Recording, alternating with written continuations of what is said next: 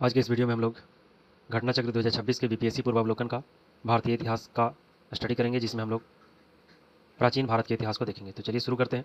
भारत में पशुपालन एवं कृषि के प्राचीनतम साक्ष्य मेहरगढ़ पाकिस्तान से प्राप्त हुए हैं, लेकिन प्राचीनतम खोजों के अनुसार उत्तर प्रदेश के संत कबीर नगर जिले में स्थित लौहरादेव से कृषि के प्राचीनतम साक्ष्य मिले हैं, जो 8000 से 7000 ईसा पूर्व के मध्य का माना जाता है, और यहाँ से चावल के साक्ष्य मिले हैं।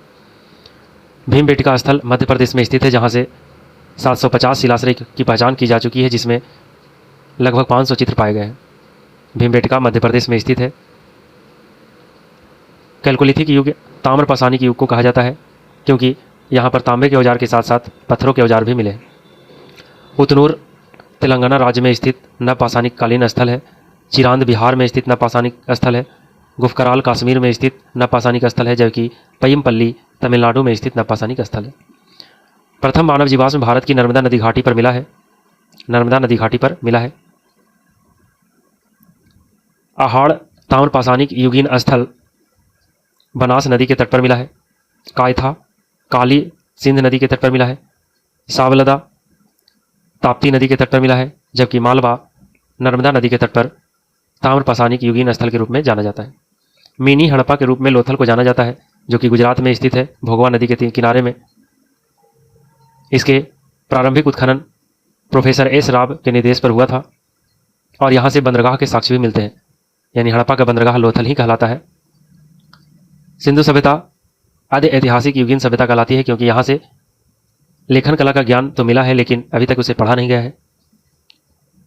हड़प्पाकालीन स्थल जो गुजरात में है वो है लोथल, भोगवा नदी के किनारे, जबकि राखीगढ़ी हरियाणा में स्थित है। राखीगढ़ी हरियाणा में स्थित है। कालीबंगा राजस्थान में स्थित है। कालीबंगा राजस्थान में स्थित है। डावरकोट बलूचिस्तान पाकिस्तान में स्थित है। सिंधु घाटी सभ्यता की महत्वपूर्ण विशेषता क्या है? तो सिंधु घाटी सभ्यता की महत्वपूर्ण विशेषता यह है कि यहाँ पर से सुनियोजित नगर नियोजन परियोजना प्राप्त हुआ है, पक्की ईंटों की इमारतें प्राप्त हुई है, उन्नत व्यापार और वाणिज्यिक व्यवस्था प्राप्त हुआ है, सुनियोजित वास्तुकला का साक्ष्य भी यहाँ से मिला है। लेकिन भारत में प्रथम असली मेहराब का उदाहरण बलबन के मकबरे से मिलता है। बलबन के मकबरे से मिलता है। मेसोपोटामिया और मिस्र आदि प्राचीन सभ्यताओं की भांति हड़प्पा सभ्यता में पूजा स्थलों के स्पष्ट साक्ष्य नहीं मिलते, यानी पूजा स्थलों के स्पष्ट साक्ष्य हड़प्पा सभ्यता से नहीं मिलता है। दुनिया की सर्वाधिक प्राचीन सभ्यता कौन सी है? मेसोपोटामिया यानी इराक की सभ्यता है। दुनिया की सबसे प्राचीन सभ्यता मानी जाती है इराक की सभ्यता, यानी मेसोपोटामिया की सभ्यता। जबकि मिस्र की सभ्यता नील नदी की द्रोणी में विकसित हुआ। नील नदी की द्रोणी में विकसित हुआ। कौन सा जानवर सिंधु घाटी सभ्यता के लोगों को नहीं पता है? तो वो है घोड़ा, के बारे में नहीं पता है। किस हड़प्पन नगर से जुते हुए खेतों के साक्ष्य मिले हैं? तो वह है कालीबंगा। कालीबंगा से जुते हुए खेतों के साक्ष्य मिले हैं। हरियाणा के फतेहाबाद जिले में स्थित बनावली से पकी मिट्टी के बनी हुई हल की प्रतिकृति मिली है। खंभात की खाड़ी में भोगवा नदी के किनारे स्थित लोथल से गोदीबाड़ा का साक्ष्य मिला है। राजस्थान के हनुमानगढ़ जिले में घग्गर नदी के किनारे स्थित कालीबंगा से जुते हुए खेत के साक्ष्य मिले हैं। गुजरात के धौलावीरा से हड़प्पा लिपि के बड़े अक्षर के 10 चिन्हों वाला एक लकड़ी का साइन बोर्ड मिला है। तो बनावली हरियाणा में है, लोथल गुजरात में है, कालीबंगा राजस्थान में है, धौलावीरा गुजरात में स्थित है। किस हड़प्पा स्थल पर हमें जुते हुए खेत के साक्ष्य मिले हैं? तो कालीबंगा राजस्थान में स्थित है, जबकि लोथल गुजरात में स्थित है और बनावली हरियाणा में स्थित है। किस हड़प्पाकालीन स्थल से टेराकोटा का हल प्राप्त हुआ है? तो टेराकोटा का हल बनावली जो कि हरियाणा में है, कालीबंगा जो कि राजस्थान में है, दोनों जगह से टेराकोटा की प्रतिकृति प्राप्त हुई है। हड़प्पा और मोहनजोदाड़ो के उत्खनन से संबंधित कौन नहीं थे? तो बी एस स्मिथ नहीं थे। 1921 में दयाराम साहनी ने हड़प्पा का बृहद स्तर पर उत्खनन कार्य प्रारंभ कराया। 1926 से 27 से वर्ष 1933 से 34 के मध्य माधव स्वरूप वत्स हड़प्पा के उत्खनन कार्य से संबंधित रहे। मोहनजोदाड़ो की खोज सर्वप्रथम 1922 में रखालदास बनर्जी ने किया। इसके पुरातात्विक महत्व की ओर ध्यान आकर्षित किया। इनके अतिरिक्त कुछ अन्य विद्वान के एन दीक्षित, अर्नेस्ट मैके और L Stein, A N Ghosh, J P Joshi आदि ने भी सभ्यता की खोज में महत्वपूर्ण योगदान दिया। स्पष्ट है कि बी एस स्मिथ हड़प्पा सभ्यता की खोज से संबंधित नहीं है, बल्कि ये एक इतिहासकार है। हड़प्पा में मिट्टी के बर्तनों पर सामान्यतः किस रंग का उपयोग किया जाता था? तो लाल रंग का उपयोग किया जाता था। प्रारंभिक वैदिक काल में कौन सा शहर प्राचीन मगध साम्राज्य की राजधानी के रूप में कार्यरत थी? तो राजगृह या गिरिब्रज कहलाता है। मगध साम्राज्य की राजधानी के रूप में कार्य करता था राजगृह। मगध का पहला राजवंश बृहद्रथ वंश था। बृहद्रथ का उल्लेख ऋग्वेद से प्राप्त होता है। ऋग्वेद का कौन सा मंडल पूर्णतः सोम देवता को समर्पित है? तो 9वां मंडल पूर्णतः देव सोम को समर्पित है। ऋग्वेद में कुल 10 मंडल हैं। नवमंडल के सभी 114 सूक्त सोम को समर्पित है। सोम आर्यों का मुख्य पेय था जिसे मुजवंत चोटी से प्राप्त किया जाता था। ऋग्वेद के 10वें मंडल में चारों वर्णों की उत्पत्ति का उल्लेख है।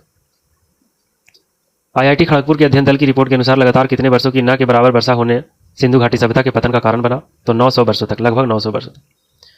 ऋग्वेद संहिता का 9वां मंडल पूर्णतः सोम देवता को समर्पित है।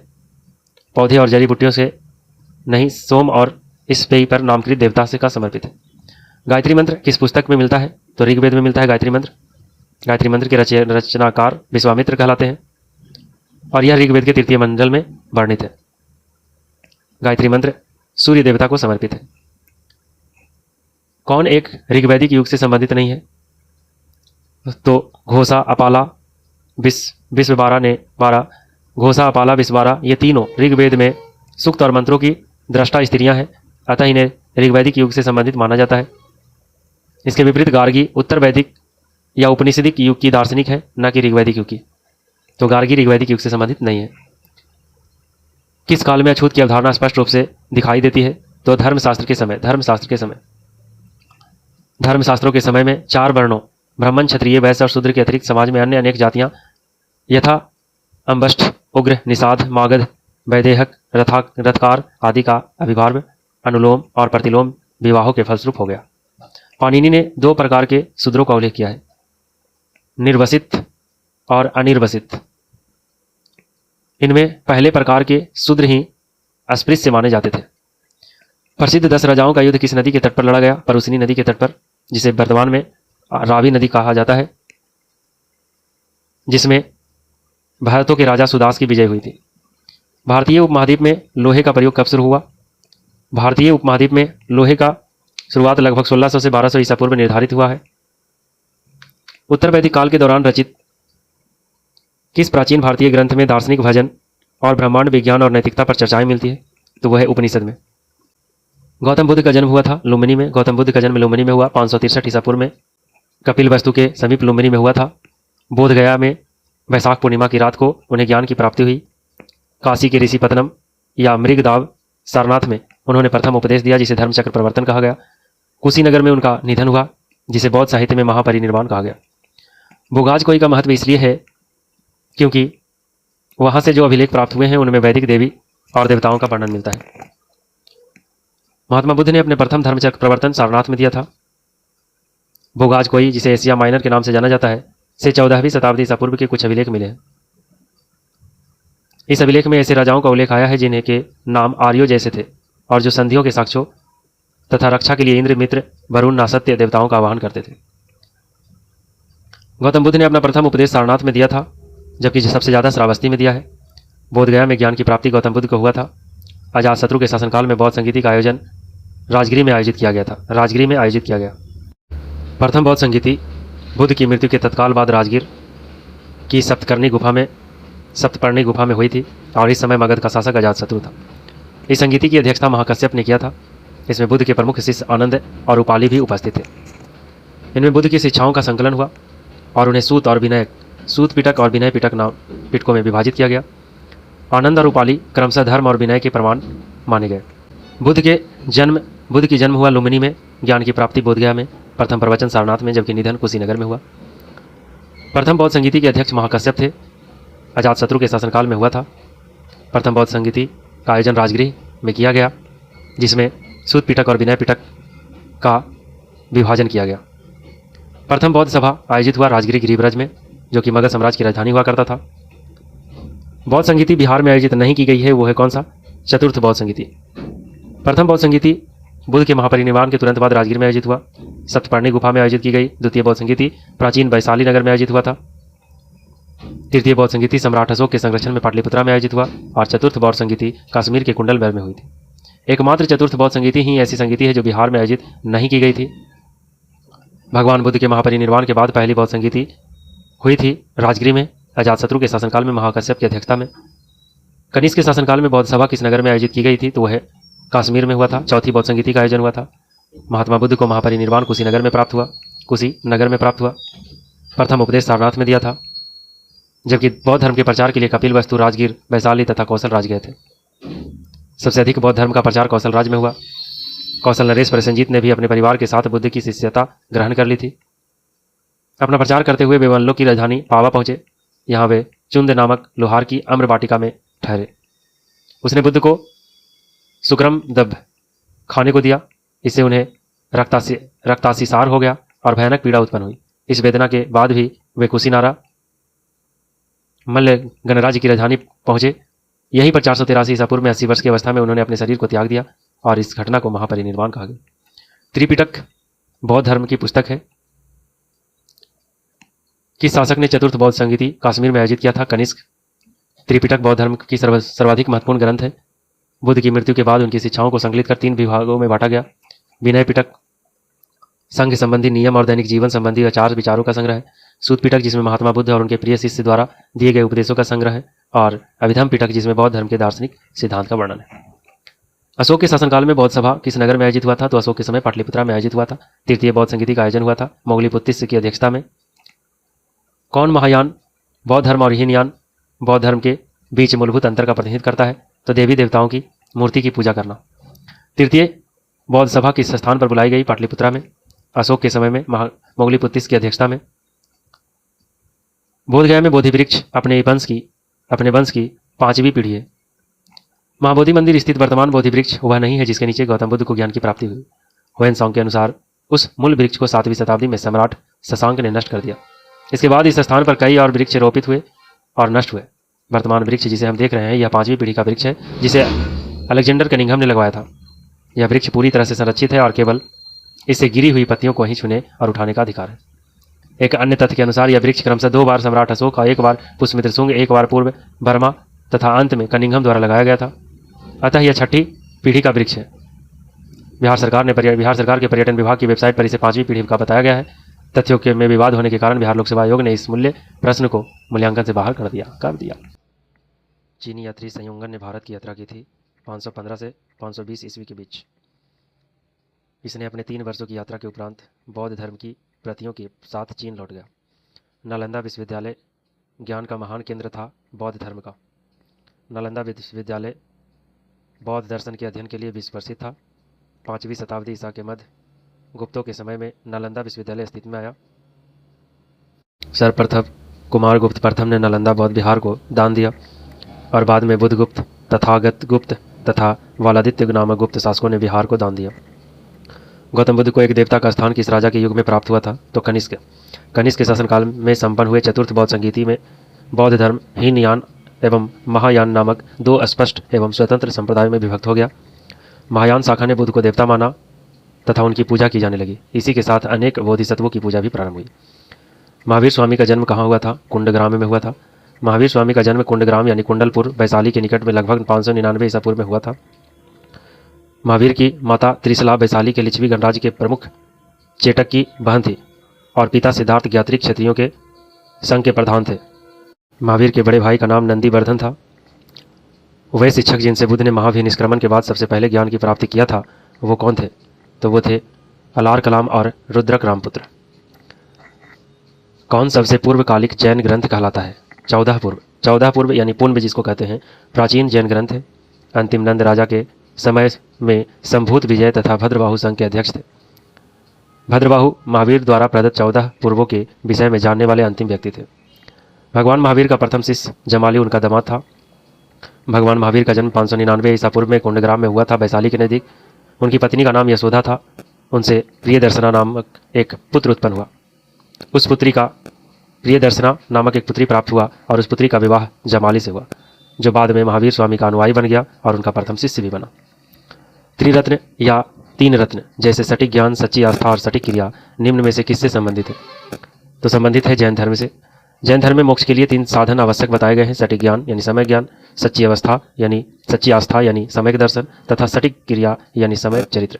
इन तीनों को जैन धर्म में त्रिरत्न की संज्ञा दी गई है। जैन धर्म के प्रवर्तक महावीर जी का मोक्ष स्थान कहाँ स्थित है? तो वह पावापुरी।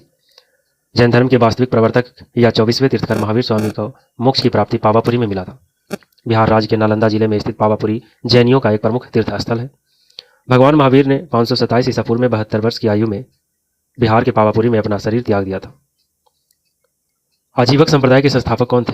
मखली गोसाल प्रारंभ में महावीर के शिष्य थे, किंतु बाद में मतभेद के चलते इन्होंने महावीर की शिष्यता त्याग दी थी।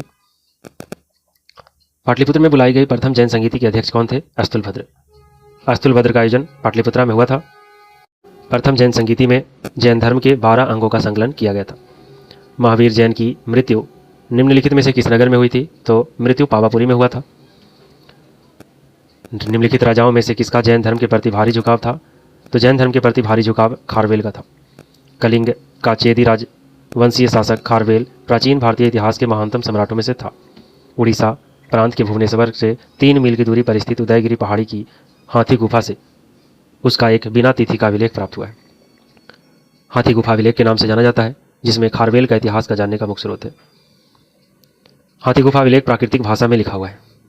पाटलिपुत्र के संस्थापक अजातशत्रु ने किया था। गंगा और सोन नदी के संगम पर पाटलिग्राम के रूप में उदयन ने मगध साम्राज्य की राजधानी राजगृह से पाटलिपुत्र स्थानांतरित किया था। वह स्थान जहां महावीर ने पूर्ण आध्यात्मिक ज्ञान यानी कैवल्य प्राप्ति किया था वो था जिरिम्भी ग्राम। महावीर स्वामी को 12 वर्षों की कठोर तपस्या तथा साधना के पश्चात जिरिम्भी ग्राम के समीप ऋजुपालिका नदी के तट पर एक साल वृक्ष के नीचे कैवल्य यानी पूर्ण ज्ञान की प्राप्ति हुआ। फलतः वे केवलीन कहलाए। पाटलिपुत्र को किस शासक ने सर्वप्रथम राजधानी बनाया था? तो वो था उदयन था। भागवत संप्रदाय के विकास में किसकी देन अधिक है? तो गुप्त वंश का। भागवत अथवा वैष्णव धर्म का चरमोत्कर्ष गुप्त राजाओं के शासनकाल में हुआ। गुप्त नरेश वैष्णव मतानुयायी थे तथा संभवतः उन्होंने अपने राजधर्म बनाया हुआ था। अधिकांश शासक परम भागवत की उपाधि धारण करते थे। विष्णु का वाहन गरुड़ गुप्तों का राज चिन्ह था। किस शासक ने अपनी राजधानी पाटलिपुत्र में स्थानांतरित किया था? उदयन ने। नाथपंथियों, सिद्धों और योगियों ने भक्ति धर्म को किस क्षेत्र में लोकप्रिय बनाया था? तो उत्तर भारत में। किस राजा ने पाटलिपुत्र बसाया था? तो अजातशत्रु ने बसाया था गंगा और सोन नदी के संगम पर। किस शासक द्वारा सर्वप्रथम पाटलिपुत्र का राजधानी के रूप में चयन किया गया? उदयन। प्राचीन काल में गंगा के दक्षिण क्षेत्र को क्या कहा गया था? प्राचीन काल में गंगा के दक्षिण क्षेत्र को मगध के नाम से जाना जाता था। तक्षशिला सिंधु और झेलम नदी के बीच स्थित था। चोल गोदावरी नदी के दक्षिण में स्थित था। अनर्थ प्राचीन भारत में वैदिककालीन एक राज्य हुआ करता था। प्रथम मगध साम्राज्य का उत्कर्ष किस शताब्दी में हुआ? ईसा पूर्व 6वीं शताब्दी में। प्रथम मगध साम्राज्य का वास्तविक संस्थापक बिंबिसार को माना जाता है। वह हर्यक वंश का संस्थापक था। मल्ल की राजधानी कुशीनारा यानी कुशीनगर था। अंग की राजधानी चंपा, गांधार की राजधानी तक्षशिला, वत्स की राजधानी कौशाम्बी में था। विश्व का पहला गणतंत्र वैशाली में किसके द्वारा स्थापित किया गया था? लिच्छवियों द्वारा। किस महान शासक ने प्राचीन बिहार में हर्यक वंश की स्थापना किया था? तो वह था बिंबिसार। मगध की राजधानी राजगीर का प्राकृतिक नाम क्या है? राजगृह। ईसा पूर्व 6वीं सदी में विश्व की प्रथम गणतंत्रात्मक व्यवस्था कहाँ थी? वैशाली में।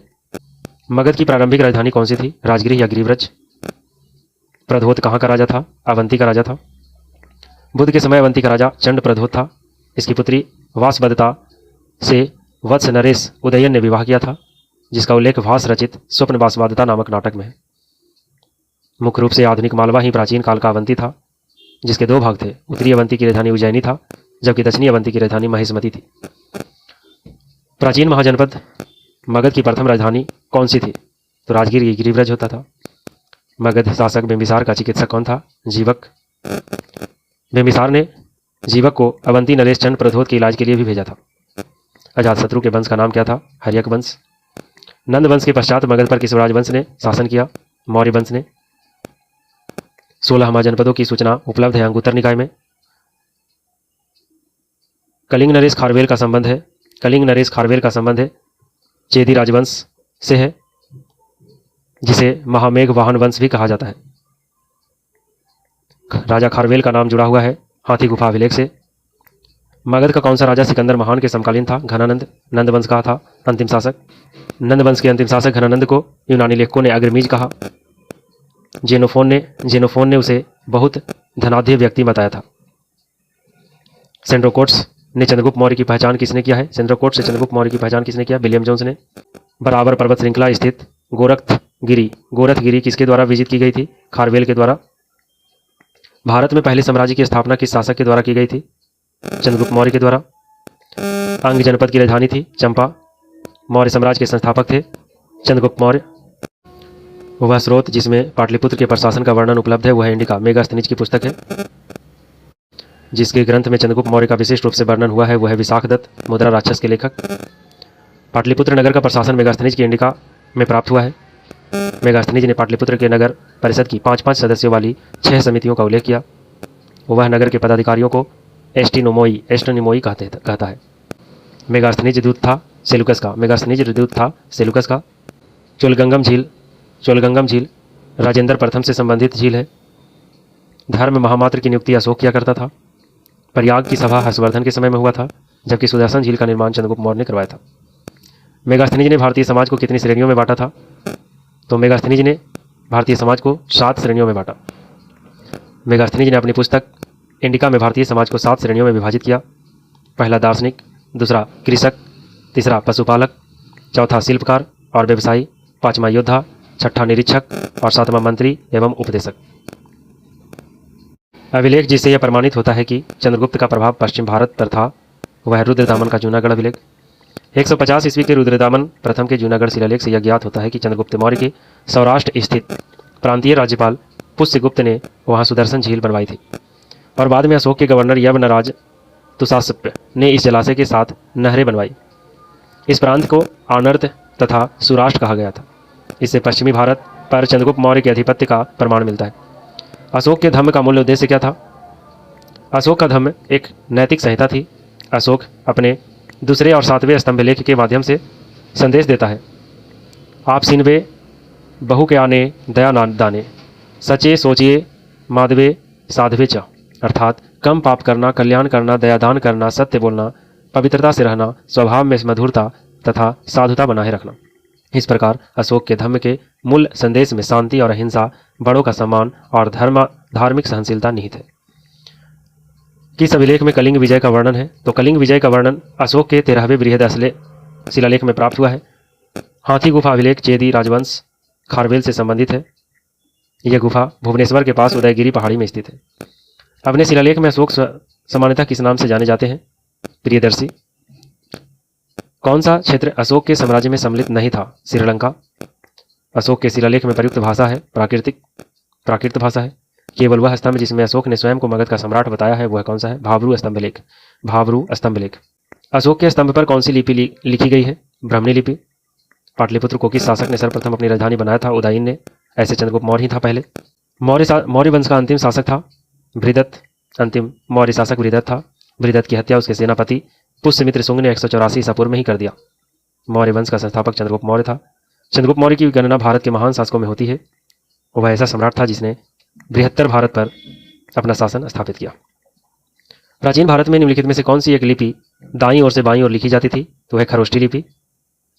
निम्नलिखित में से प्राचीन भारत की कौन सी लिपि दाहिने से बाईं ओर लिखी जाती है? खरोष्ठी लिपि। अंतिम मौर्य सम्राट था बृहदत्त।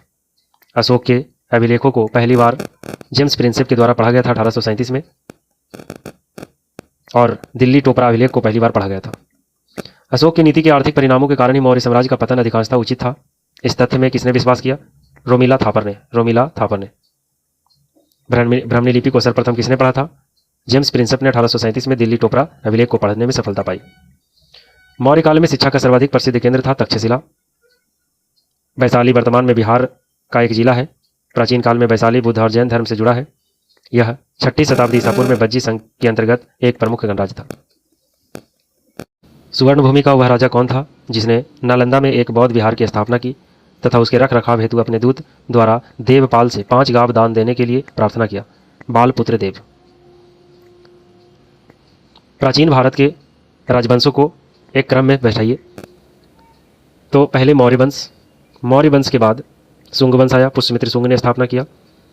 शुंग वंश के बाद कर्ण वंश आया और उसके बाद कुषाण वंश की स्थापना हुई। विद्वान मौर्य साम्राज्य की अवधि लगभग 321 ईसा पूर्व से 184 ईसा पूर्व मानते हैं। शुंग राजवंश के काल की अवधि लगभग 184 ईसा पूर्व से 73 ईसा पूर्व मानी जाती है, जबकि कण्व राजवंश की अवधि लगभग 73 ईसा पूर्व से 28 ईसा पूर्व है। कुषाण साम्राज्य को ईस्वी की पहली से तीसरी शताब्दी के मध्य माना जाता है। तो मौर्य, शुंग, कण्व और कुषाण वंश आया। अब है प्राचीन भारत के स्थल हैं और वो अभी वर्तमान में किस राज्य में है ये जानना है। कर्ण सुवर्ण ये पश्चिम बंगाल में है। प्रयाग ज्योतिष असम में स्थित है। गिरनार स्थल कहाँ है? गुजरात में। जबकि प्रतिष्ठान कहाँ है? महाराष्ट्र में। ताम्रपत्र लेख दर्शाते हैं कि प्राचीन काल में बिहार के राजाओं का संपर्क था जावा सुमात्रा से। किस अभिलेख में रुद्रदामन प्रथम की विभिन्न उपलब्धियां वर्णित है? जूनागढ़ अभिलेख में। गुजरात के जूनागढ़ से रुद्रदामन प्रथम का एक अभिलेख प्राप्त हुआ है। यह जिस शिला पर उत्कीर्ण है उसी पर अशोक के 14 प्रज्ञापनों की एक प्रति तथा स्कंदगुप्त के लेख भी खुदे हुए हैं। यह विशुद्ध संस्कृत भाषा तथा ब्राह्मणी लिपि में लिखा गया। इसमें रुद्रदामन की विभिन्न उपलब्धियों को सुंदर प्रकाश डाला गया है। दूसरी शताब्दी के आसपास रचित संस्कृत के शिलालेख के अनुसार सुदर्शन झील, एक कृत्रिम जलाशय की मरम्मत किसने किया था? रुद्रदामन ने। किस गुप्त शासक ने अपने बड़े भाई की हत्या कर सत्ता प्राप्त किया था? तो वो था चंद्रगुप्त द्वितीय।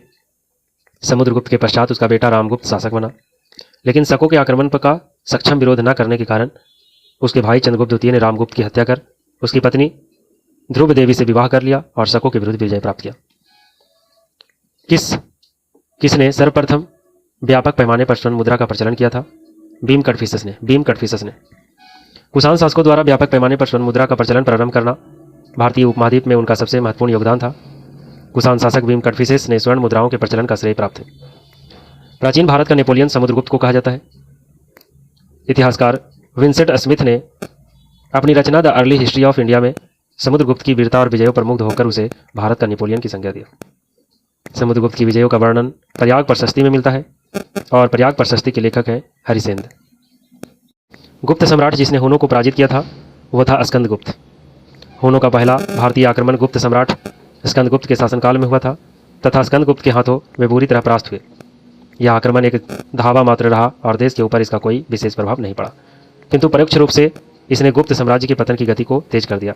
स्कंदगुप्त की मृत्यु के बाद 5वीं शताब्दी के अंत एवं 6ठी शताब्दी के प्रारंभ में उत्तर पश्चिम के कई क्षेत्रों पर हुनों का कब्जा हो गया। पूर्व गुप्त काल में शीशे के सिक्कों की एक बड़ी संख्या जारी की गई थी सातवाहनों के द्वारा। पूर्व गुप्त काल में शीशे के सिक्के की एक बड़ी संख्या सातवाहन राजवंश के द्वारा जारी किया गया। सातवाहन राजवंश की स्थापना सिमुक ने किया था, जिसकी राजधानी प्रतिष्ठान हुआ करती थी। पुराणों में सातवाहन राजवंश को आंध्र भृत्य या आंध्र जातीय कहा जाता है। शुंग वंश के बाद किस वंश ने भारत पर राज किया? कण्व वंश ने। नालंदा विश्वविद्यालय का संस्थापक कौन था? कुमारगुप्त। ह्वेनसांग के अनुसार नालंदा विश्वविद्यालय का संस्थापक सक्रादित्य था, जिसने बौद्ध धर्म के प्रति महती श्रद्धा के कारण इसकी स्थापना करवाई। सक्रादित्य की पहचान गुप्त शासक कुमारगुप्त प्रथम से की जाती है। कुमारगुप्त की प्रसिद्ध उपाधि महेंद्रादित्य था। नालंदा एक विख्यात बौद्ध पीठ एवं विश्वविद्यालय था। यह दक्षिण बिहार में राजगीर के निकट स्थित था। 5वीं शताब्दी के मध्य गुप्त शासकों के समय में नालंदा विश्वविद्यालय अस्तित्व में आया। सर्वप्रथम कुमारगुप्त प्रथम ने नालंदा बौद्ध विहार को दान दिया और बाद में बुद्धगुप्त और बलादित्य नामक गुप्त शासकों ने भी इस विहार को दान दिया। नालंदा विश्वविद्यालय के स्थापना का युग है गुप्त शासकों के समय। नालंदा विश्वविद्यालय में आचार्य नहीं थे तो कौटिल्य यहाँ के आचार्य नहीं थे।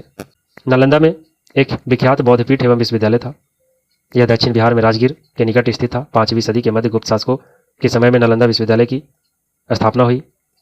12वीं सदी के अंतिम दशक में मुस्लिम आक्रमणकारी ने नालंदा महाविहार को नष्ट कर दिया। बंगाल के पाल शासकों द्वारा विक्रमशिला विश्वविद्यालय को संरक्षण देने के फलस्वरूप नालंदा का महत्व घटने लग गया। फाहियान एक चीनी यात्री था और चंद्रगुप्त द्वितीय के शासनकाल में भारत का दौरा किया था। उसने यहाँ के लोगों के जीवन का विस्तृत विवरण किया। उसने अपने विवरण में राजा के नाम का उल्लेख नहीं किया। चीनी यात्री ह्वेनसांग ने सम्राट हर्ष के शासनकाल में भारत का दौरा किया। उसने हर्ष द्वारा नालंदा में निर्मित कई मंजिले वाले कांस्य मठ का वर्णन किया। उसने अपने विवरण में उल्लेख किया है कि हर्ष के काल में शूद्र कृषि करते थे। उसने अपने वृत्तांत में प्रयागराज में आयोजित सम्मेलन का भी उल्लेख किया। नालंदा विश्वविद्यालय किस लिए विश्व प्रसिद्ध है? बौद्ध धर्म दर्शन के लिए। प्रसिद्ध चीनी यात्री फाहियान ने किसके शासनकाल में भारत की यात्रा किया था? तो वो था चंद्रगुप्त द्वितीय। किस शासक वंश ने मंदिरों एवं ब्राह्मणों को सबसे अधिक ग्राम अनुदान में दिया था? तो वो था गुप्त वंश। चीनी यात्री सुंगयुन ने भारत की यात्रा की थी। भारत की यात्रा कब किया सुंगयुन ने? 518 से 521 ईसा पूर्व के बीच ईस्वी में। 518 से 521 ईस्वी में किया था। गुप्त युग में भूमि राजस्व की दर क्या था? उपज का 6ठा भाग। नगरों का क्रमिक पतन किस काल की एक महत्वपूर्ण विशेषता थी? गुप्त काल की। धर्मशास्त्रों में भू राजस्व की दर क्या थी? 1/6 भाग। किस प्रकार की भूमि को अपरहत कहा जाता था? बिना जोती हुई भूमि को अपरहत कहा जाता था। कौन सा बंदरगाह गुप्त काल में उत्तर भारतीय व्यापार के लिए उपयोग किया जाता था। तो गुप्त काल में बंगाल में ताम्रलिप्ति एक प्रमुख बंदरगाह था, जहाँ से उत्तर भारत के साथ दक्षिण पूर्वी एशिया, चीन, लंका, जावा, सुमात्रा आदि देशों के साथ अच्छा व्यापार होता था। पश्चिम भारत का प्रमुख बंदरगाह भृगु कच्छ भड़ौच था, जहाँ से पश्चिमी देशों के साथ समुद्री व्यापार होता था। इसके अलावा कल्याण तथा कॉम्बे से भी उत्तर भारतीय व्यापार होता था। अमरकोश के अनुसार भूमि के प्रकारों का विचार करें। चंद्रगुप्त द्वितीय यानी विक्रमादित्य के नवरत्नों में से एक अमर सिंह ने अमरकोश नामक ग्रंथ रचना किया था। अमरकोश में भूमि के 12 प्रकारों की भूमियों की सूची दी गई है, जिसमें शामिल है पहला उर्वर। उर्वर भूमि उपजाऊ भूमि को कहा जाता है। मरुभूमि मरुस्थल भूमि को कहा जाता है। ऊसर भूमि बंजर भूमि को कहा जाता है। अपरहत भूमि परती भूमि को कहा जाता है। सादवल या सादवला घास वाली भूमि को कहा जाता था। पंकिल भूमि कीचड़ वाली भूमि को कहा जाता था। जल प्राया नुपम भूमि नमीयुक्त भूमि वाले को कहा जाता था। कच्छ दलदली या जल स्रोतों के निकट वाली भूमि को कहा जाता था। सरकरा चूना पत्थर या कंकड़ युक्त भूमि को कहा जाता था। सरकरावती बलुआही मिट्टी को भूमि को कहा जाता था। नदी मातृक नदी द्वारा सिंचित भूमि को कहा जाता था, जबकि देव मातृक वर्षा द्वारा सिंचित भूमि को कहा जाता था। प्रसिद्ध इलाहाबाद प्रशस्ति का अभिलेख हरिसेन के द्वारा रचित है। हून राजा तुर्मान किस औलिकर राजा द्वारा पराजित किया गया था? प्रकाश धर्मन के द्वारा पराजित हुआ था। किस वंश के शासकों को पुराणों में श्री पर्वतीय कहा गया है? इक्ष्वाकु शासकों को पुराणों में श्री पर्वतीय कहा गया है। वर्धन राजवंश की स्थापना किसने किया? पुष्यभूति ने। वर्धन राजवंश की स्थापना किसने किया? पुष्यभूति ने। वानभट्ट की रचना हर्षचरित के अनुसार वर्धन वंश की स्थापना पुष्यभूति नामक व्यक्ति ने थानेश्वर में किया था। हर्षवर्धन इस वंश का सबसे महान शासक था। कवि वान निवासी था। कवि वान कहाँ के निवासी थे? तो वानभट्ट के जन्म स्थान को लेकर विद्वानों में बहुत मतभेद है। कुछ विद्वानों के अनुसार उनका जन्म बिहार में सोन नदी के किनारे अवस्थित प्रीतिकुटा नामक गांव में हुआ था। हर्षवर्धन के शासनकाल में चीनी यात्री कौन सा आया था?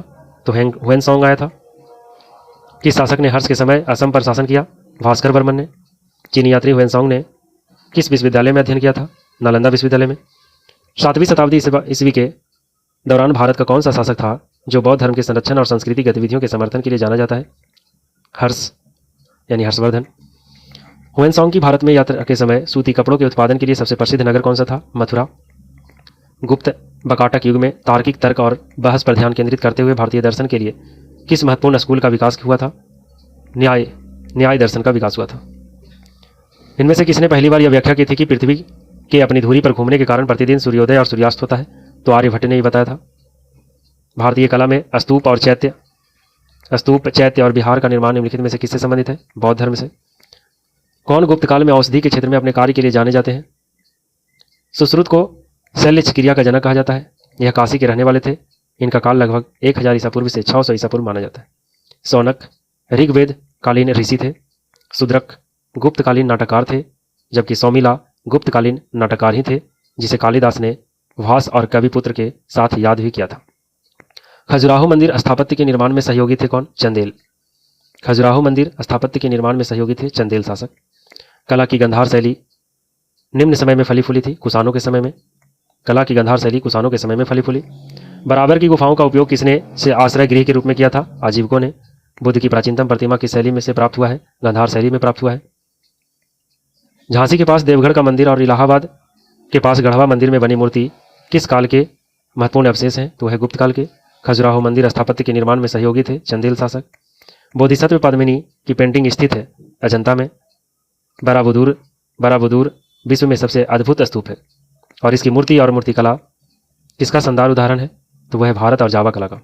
चीनी स्रोतों के अनुसार श्रीलंका के शासक मेघवर्मन ने गया के बौद्ध मंदिर बनाने की अनुमति के लिए निम्नलिखित में से किस गुप्त राजा के पास एक मिशनरी भेजा था? समुद्रगुप्त के पास।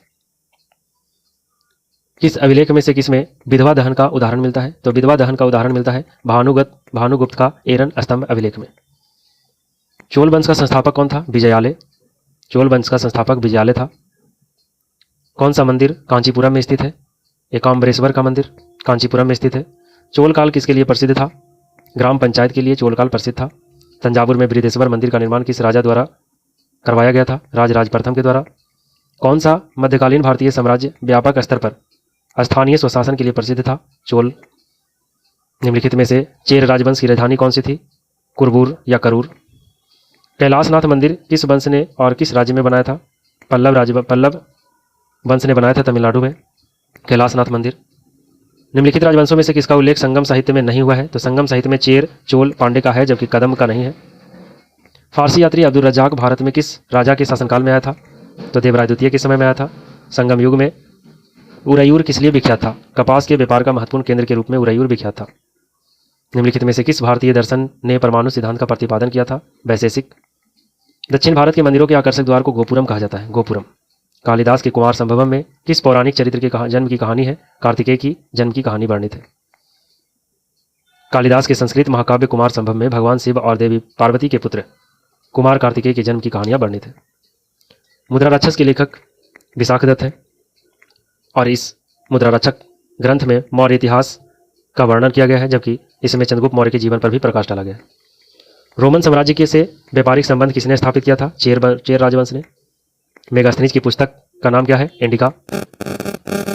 इंडिका का लेखक कौन है? मेगास्थनीज। कौटिल्य अर्थशास्त्र के लेखक हैं, पाणिनि अष्टाध्यायी के हैं। कामंदक नीतिशास्त्र के लेखक हैं, जबकि कालिदास कुमार संभवम के लेखक हैं। कलहन की पुस्तक का नाम क्या है? राजतरंगिणी। कलहन ने राजतरंगिणी में कश्मीर के इतिहास का वर्णन किया है। कौटिल्य की पुस्तक अर्थशास्त्र किस विषय पर आधारित है? कौटिल्य द्वारा मौर्यकाल में रचित अर्थशास्त्र शासन के सिद्धांतों और अभ्यास की पुस्तक है। इसमें राज्य के लिए मंडल सिद्धांत जो विदेश नीति की व्याख्या करता है। इसके अलावा इसमें सप्तांग सिद्धांत, स्वामी, आमत्य, जनपद, दुर्ग, कोष, दंड और मित्र की व्याख्या मिलती है। अर्थशास्त्र में तत्कालीन प्रशासन एवं कृषि, शिल्प और व्यापार व्यवस्था के विस्तृत वर्णन किया गया है। बृहद संहिता के लेखक ब्राह्मणिर थे। मुसिका या मुसिक वंश के लेखक अतुला हैं या अतुल हैं। राजतरंगिणी के लेखक कलहन है, जबकि विक्रमांक देवचरित के लेखक बिलहन है। कौटिल्य के अर्थशास्त्र में किस पहलू पर प्रकाश डाला गया है? राजनीतिक नीतियों पर। अर्थशास्त्र नामक पुस्तक के लेखक कौन है? कौटिल्य। पृथ्वीराज रासो नामक पुस्तक किसके द्वारा लिखी गई? चंद्रबरदाई के द्वारा। स्वप्नवासवादता के लेखक कौन है? भास। इतिहास के प्राचीन और मध्ययुगीन काल के राजाओं और उनके द्वारा लिखी गई रचनाओं का सही मिलान किस युग में सही है? तो महेंद्र बर्मन ने मत विलास प्रहसन नामक पुस्तक लिखी थी। कुमार संभवम महाकाव्य किस कवि ने लिखा था? तो कालिदास ने लिखा है। पेरिप्लस ऑफ द इरिथ्रियन सी किसने लिखी? तो इस पेरिप्लस ऑफ द इरिथ्रियन सी के पुस्तक के लेखक का वर्णन अभी अज्ञात है। किराता जुरोणीय पुस्तक किसने लिखी? भारवी ने। पृथ्वीराज रासो के लेखक कौन है? चंद्रबरदाई। उस स्रोत का नाम बतलाएं जो प्राचीन भारत के व्यापारिक मार्गों पर मौन है, वो है मिलिंदपन्हो। हर्षचरित्र ने बाणभट्ट की रचना किया है। कर्नाट वंश का संस्थापक था नान्यदेव। चरक एक चिकित्सक थे। ब्रह्मगुप्त एक गणितज्ञ थे। ब्राह्मणिर एक ज्योतिष थे, जबकि विशाखदत्त नाटककार थे। कर्नाट वंश का अंतिम शासक हरि सिंह को माना जाता है, जबकि संस्थापक नान्यदेव को माना जाता है। राजनीति की प्रारंभिक पुस्तक नीतिशास्त्र किसके द्वारा लिखी गई? कामंदक के द्वारा। बिहार में विक्रमशिला विश्वविद्यालय के बारे में कुछ कथन है कि इसकी स्थापना पाल वंश के राजा गोपाल ने किया था। गोपाल प्रथम ने किया, ये सही है?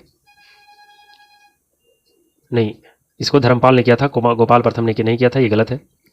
बौद्ध धर्म का ब्रजयान संप्रदाय यहाँ फला फूला था विक्रमशिला विश्वविद्यालय में, सही है। यहाँ खगोल विज्ञान, तर्कशास्त्र, कानून, व्याकरण और दर्शन जैसे अन्य विषयों की चर्चा की जाती थी, ये सही है। मैथिली भाषा का विकास निम्नलिखित में से किसके शासनकाल के दौरान हुआ था? कर्नाट राजवंश के समय। विक्रमशिला विश्वविद्यालय की स्थापना बंगाल के किस शासक ने किया था? धर्मपाल ने किया था। ओदंतपुरी शिक्षा केंद्र किस राज्य में अवस्थित है? तो वह है बिहार में। विक्रमशिला विश्वविद्यालय किसके द्वारा स्थापित किया गया था? धर्मपाल के द्वारा। कश्मीर का अकबर किसे कहा जाता है? सुल्तान जैनुल आबिदीनी को कश्मीर का अकबर कहा जाता है। विक्रमशिला शिक्षा केंद्र के संस्थापक धर्मपाल थे। ये हो गया बीपीएससी घटना चक्र 2026 का प्राचीन इतिहास का कंप्लीट लेक्चर। तो अगर वीडियो अच्छा लगता है प्लीज़ सब्सक्राइब जरूर करें।